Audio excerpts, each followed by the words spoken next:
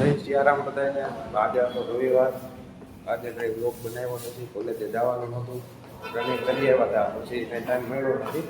દુકાનનો બધો સામગ્રી સવારનો લેવા જાઉં છું. ઘરમાં એવું છે કે સવારમાં રનિંગ કરી આવ્યા, આજે હતો રવિવાર, તો આજે રનિંગ કરવા ગયા ત્યારે બ્લોગ નહોતો બનાવ્યો, મોડું થઈ ગયું. તો એવું થયું, પછી આ દુકાને આવ્યો, દુકાન ખોલીને એવું બધું કર્યું. તો અટાણે માંડ થોડોક ટાઈમ મળ્યો, અટાણે બ્લોગ બનાવી લઉં, પછી નવરો નહીં હો. અટાણે હું બેઠો દુકાને, તો અલ્પેશભાઈ આવ્યા છે, જાય છે. ભાઈ ક્યાં ભાઈ કા તમે? આજે રવિવાર હતો તો આજ બે ભાઈઓ ફોર્મ ફ્રી હતા, એ જાય છે વેબરી છે પંજા. શું કે તમારા હાલચાલ? તો ગાઈસ હું અટાણે આવી ગયો ઘરમાં.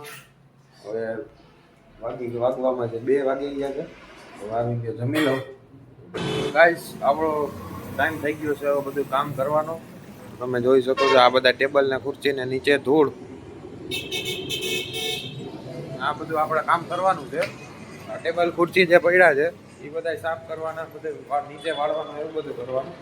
આપણે આ જે અંદરનું જે છે એ બધું વાળવાનું ને એ બધું કરવાનું છે.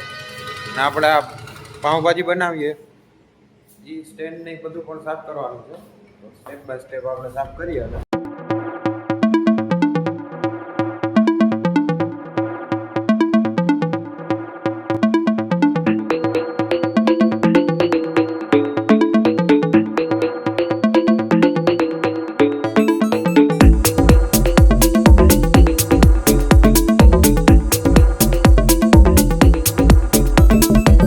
આવી ગયો ઘરે. હવે આપણે થોડીક વાર માટે ફ્રી, દુકાનમાં કાંઈ એટલું કામ નથી. હવે હું ફ્રી હતો એટલે થોડુંક બ્લોગ આજે ઉતાર્યો, એનું એડિટિંગ કરી લઉં, કેમ કે પછી કસ્ટમર આવે ત્યારે આપણે ફ્રી ન હોય, પછી મારે ટાઈમ નહીં મળે એડિટિંગ કરવાનો. હું અટાણા ગામમાં ગયો હતો માલ સામાન લેવા, પાઉં ને છાસ ને એવું બધું લઈ આવ્યું. તો ગાઈસ હું અટાણે પાછો બેઠો તો એડિટિંગ કરવા. એનું કારણ છે પાછું જવું પડ્યું મારા દુકાનમાં એડિટિંગ કરતાં ગ્રાહક હતા, એટલે અટાણે હું નવરો થયો છું.